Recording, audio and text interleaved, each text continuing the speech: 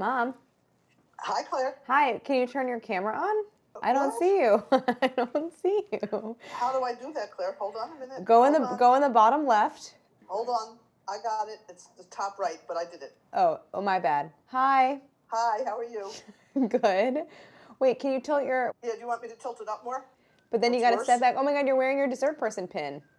Yes. Wait, hold on. Felix says hi. Well, hello, Felix. All right, I want to talk to you about poppy seed cake.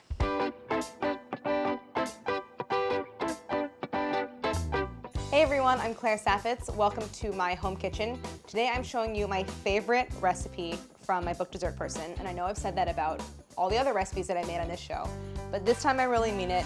It is this poppy seed almond cake, my most beloved fries family recipe, and it also is maybe the easiest recipe in the book. This poppy seed almond cake is a really classic Bundt cake. It is scented with almond extract and studded with poppy seeds. It is just like the most tender, flavorful, delicious snacking cake. It is just a perfect cake.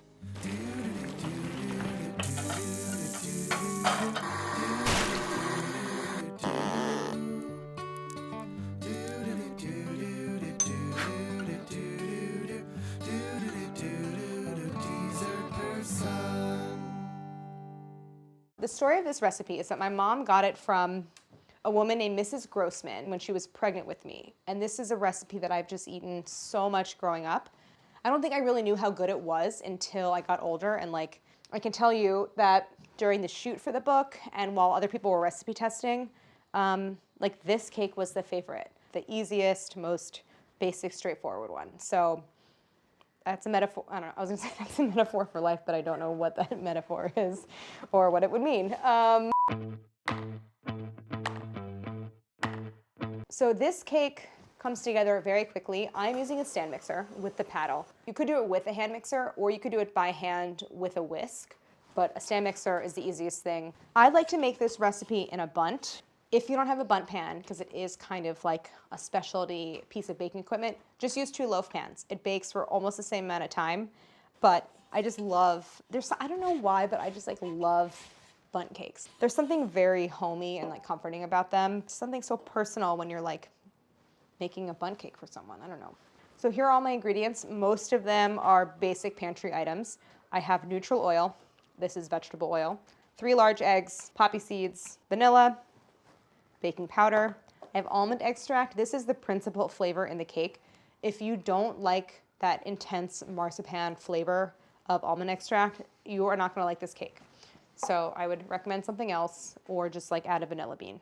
Whole milk, kosher salt, all-purpose flour, and granulated sugar.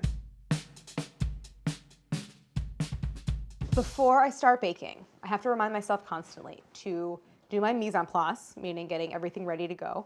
So that means preheating my oven, which is already on 350, and prepping my pan. I'm using neutral oil, the same kind that's in the cake. Now I have a pastry brush, and I'm just brushing the oil all up and down the sides. Make sure you really get the tube in the center of the pan coated. And then I'm gonna dust it with flour. It creates a non-stick coating for any kind of baked good. And now I'm gonna work over the sink. So I obviously want a coating of flour, but I don't want like a lot of excess flour stuck in there. So give it a little tap. So there is the inside of our pan.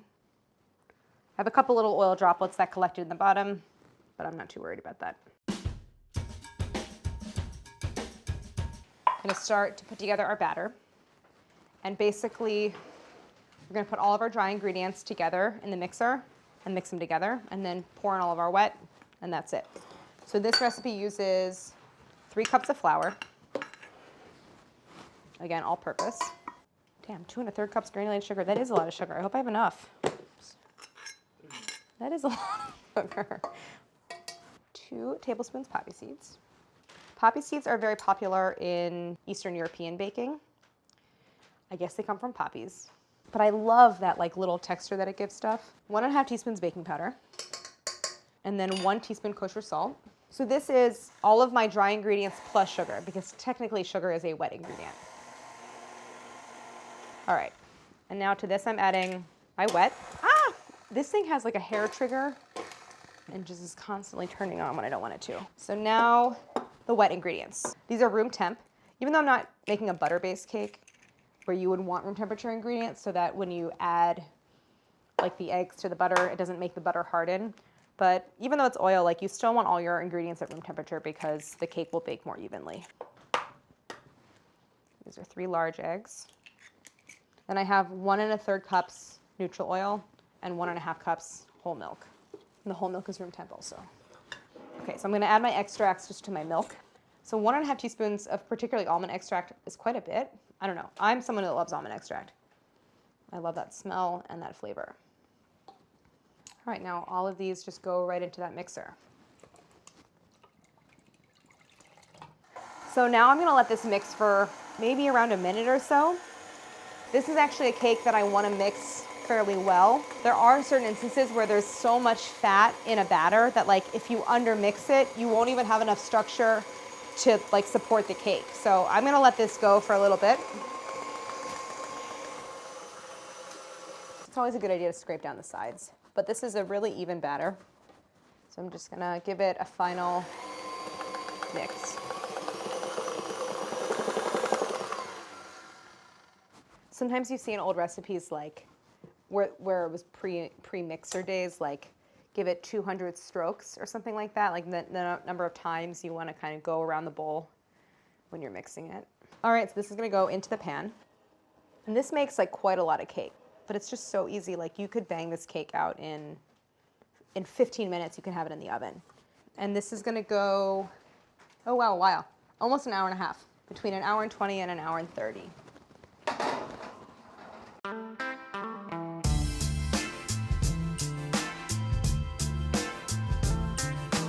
So time to make the glaze.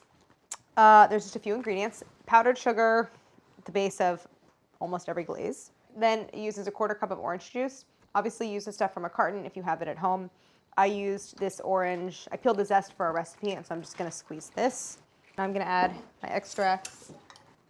I like a recipe where the flavor, like whatever's on the outside, reinforces or mimics the flavor on the inside. And a little bit of melted butter, which you don't really see glazes with melted butter in it, but like, that's just what the recipe said, so I did it. It's very hard for me to resist making changes to a recipe, but I was adamant with myself that like, there is nothing that could be improved in this recipe, so don't change anything. Now just whisk until there's no more lumps and you have a smooth glaze. It's gonna be pretty liquid, but that's normal.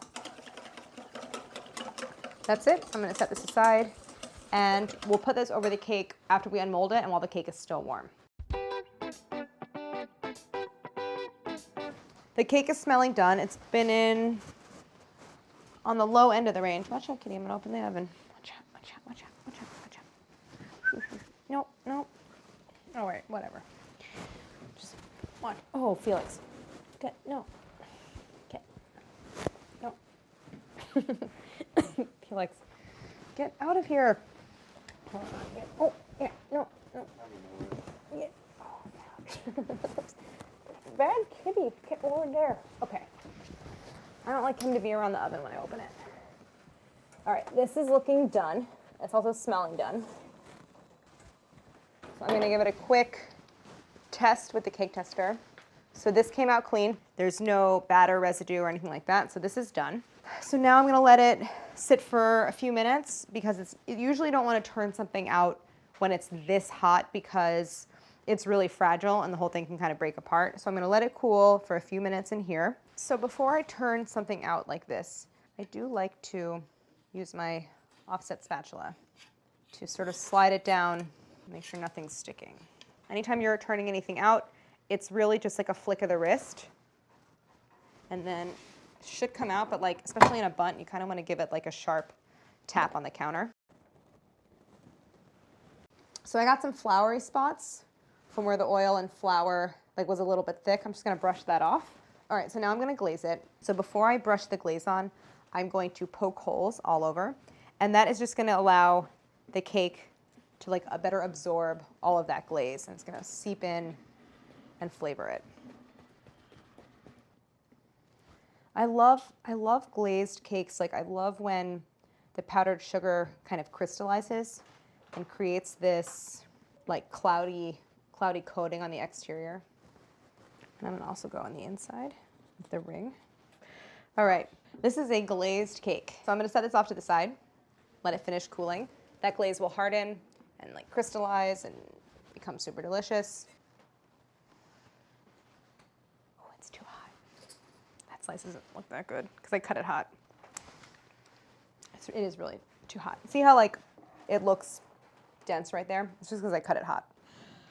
Bottom line is it's getting late and I cut this cake while it was really hot. So the crumb hasn't had a chance to like, let the steam escape and really kind of set. So that's why it looks like that. But I'm just gonna taste it. It is the most delicious cake. You can see like how bouncy and tender it is. Can you see the steam coming off of it? It's a hot cake. Taste memory is such a strong thing. And like this is the defining baked good of my life, I would say. And it's delicious. I hope you make it, and you make it exactly as written, because I promise you it will come out just perfect. This is a good cake, you guys. All right, I want to talk to you about poppy seed cake. Okay. Okay, so first of all, I made a version last night in a Bundt pan, but Beautiful. I unmolded it too. It was really hot when I unmolded it. So see, look at what happened. Like, see that little dense part? I have had that happen to me in the past with that cake also. Yeah, I think it's because of... Because you unmolded it too fast? Yeah. Now, when I talked to you last night and you said you were going to get out the original recipe card from Mrs. Grossman, right? Oh my God. How many times did you say you made this cake when I was growing up?